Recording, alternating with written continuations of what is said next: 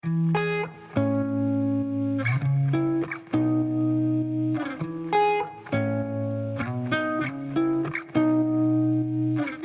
morning, good afternoon, good evening to all of you, depending on from which country you are from.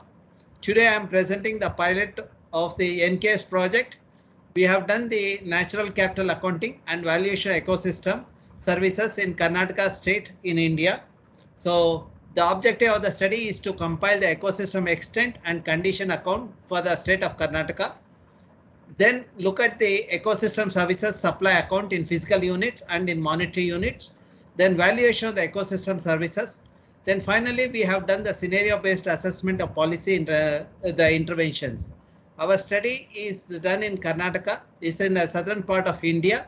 Initially, we have chosen the 10 district depending on the agroclimatic zone for our field investigation. The study was carried out during December 2019 to May 2021. Of course, we had a problem of COVID also in between. We followed the SIA protocol to they quantify the ecosystem extent, condition, and services. Now, these are the publication that has come out of the work, the report that has been submitted to the UNST. Now, as far as the study, the results are concerned, ecosystem extent, the Uttar Kannada district among the 10 districts I am presenting today. So this analysis has been done based on the temporal remote sensing data.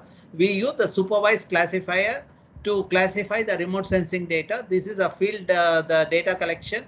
So then based on this, the image analysis, we have got the ecosystem extent, which shows that in 1973, for example, the ecosystem extent of the evergreen forest is 67%, which has become 29% in 2018. That shows the decline in the forest cover in the district. The district has a distinction of having a higher forest cover in the country, and this district is also facing the decline in the forest cover. This gives the transition across the various land use categories. And then with this knowledge, we computed the ecosystem extent for the entire Karnataka using a temporal remote sensing data of 1985, 2005 and 2019. We have collected the training data to classify this remote sensing data for all the districts in Karnataka. This gives the ecosystem extent category wise for 1985, 2005 and 2019. It indicates that the evergreen forest, which was 7.45%, has become 6.49% in 2005 and 5.68% in 2019. So this gives the transition across the various land use categories during 1985 to 2019. So this gives the ecosystem extent account, for the category wise, what is the addition and the reduction that has happened during the period 1985 to 2019. Then the second part is the ecosystem condition. We followed the SIA condition typology. We have looked at the abiotic, biotic and landscape level characteristics. Under abiotic ecosystem characteristics, we have looked at the physical state characteristics like soil structure, the water availability, and also chemical state characteristics like nutrient level, water quality, air pollutant concentration. Then coming to the biotic ecosystem, we have followed the species-based criteria. And the structural state characteristics, we have looked at the above ground biomass, below ground biomass, and also the net primary productivity. Then at the landscape level characteristics, we have done the analysis of the forest fragmentation, then the land surface temperature, and the other the analysis. So coming to the ecosystem condition account for fragmentation, this gives the results of the for the period 1985 to 2019. It gives the ecosystem the condition in terms of the interior, patch and transition, which means it indicates the various levels of degradation from 1985 to 2019. So if you look at the data, the interior forest, which is 16% in 1985, in 2019 it has become 5.9%. The consequence of that, there has been an increase in the land surface temperature evident from this analysis. Then this gives the above ground biomass and the below ground biomass and the total biomass for the year 1985, 2005 and 2019. And we have also compiled the information related to flora and fauna, which includes the endemic species and also the endangered species as per the IUCN criteria. And then we have looked at the net primary productivity of the ecosystem. So then we have the computed a composite ecosystem condition account, the composite index, considering all these variables ranging from abiotic ecosystem to the landscape level. So then as we understand the threats to the biodiversity are the habitat loss and degradation, or exploitation, the invasive species. In some of the forest patches, we saw the profuse growth of the invasive species like lantana, eupatorium, etc., parthenium, etc., and also the pollution.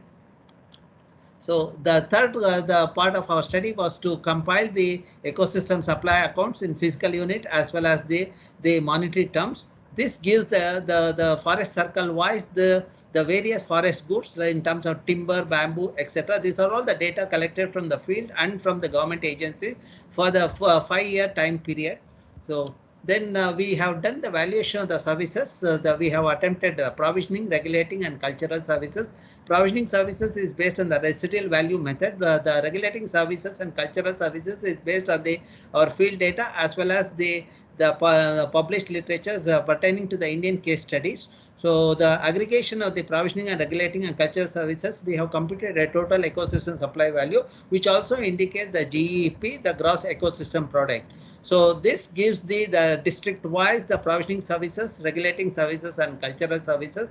The aggregation of these three services gives the total ecosystem supply value. Now, when we look at this, the statistics of 2005 versus the 2019, because of the degradation in the forest, we can see that get reflected in terms of the provisioning, regulating, and cultural services also. If we look at the TSV in 2005, it is about $2,900 billion, billion rupees, which has come down to 1,835 billion rupees.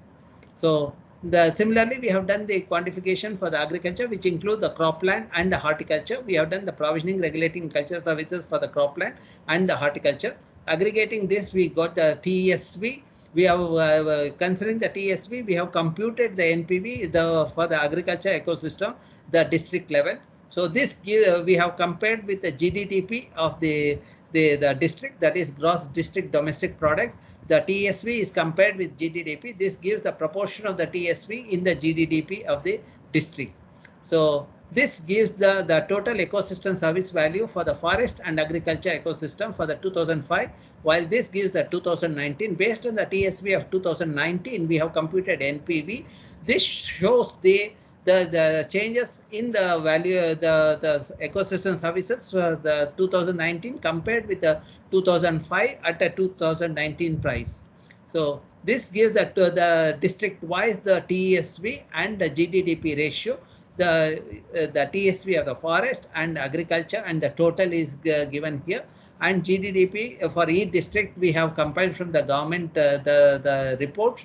Then this gives the proportion of this the TSV in the GDP. If you look at the districts like with a good forest in the Kodagu or Uttar Kannada have the higher number of TSV compared to the GDP.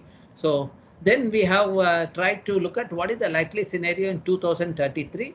We have the 5 scenario, the business as usual scenario, agent-based land use transition scenario, wherein what are the likely changes that is going to happen, which are the agents that play a role in the form of infrastructure project, industries, etc. Then we have the third scenario, the reserve forest scenario. The fourth is the afforestation. The combination of the reserve forest and afforestation gives the sustainable development, the policy scenario, that is the fifth scenario.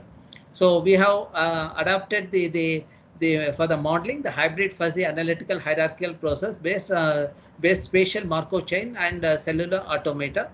The technique, this gives the method adapted for the scenario analysis. And these are the constraints used in the model, while these are the agents that are likely to change the land use or the ecosystem extent. So based on this, the scenario, this is for the business as usual scenario, the ALT scenario, the reserve forest scenario, and afforestation scenario. This gives the statistics across the 5 scenarios. If you look at that, across the scenario, the evergreen forest, which is 4.8, likely to be 4.8%, and a business as usual scenario, where and if you look at that in the sustainable development scenario, it would be 5.07%. That means the SDP scenario seems to be more the feasible from the point of the conservation of the fragile ecosystems in Karnataka.